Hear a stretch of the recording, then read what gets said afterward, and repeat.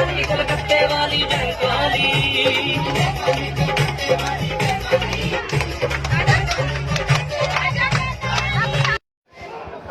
जय माता।